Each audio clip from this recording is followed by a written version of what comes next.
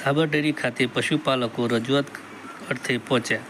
2 દિવસ પહેલાં જાહેર કરેલા ભાવફેર બાબતે રજૂઆત કરવા પહોંચ્યા ભારતીય કિસાન સભા। સાબરકાંઠા અરવલ્લી જિલ્લા પશુપાલકો જોડાયા। ભાવફેરની રકમ તાત્કાલિક અને એકી સાથે ચૂકવવાની માંગ। પોલીસ દ્વારા સાબર ડેરીના મુખ્ય દરવાજે પોલીસ બંદોબસ્ત ખડકી દેવામાં આવ્યો। ગઈકાલે બાયડના ધારાસભ્ય ધવલસિંહ ઝાલાની આગેવાનીમાં પશુપાલકો રજૂઆત અર્થે પહોંચ્યા હતા। MTV news Prantij.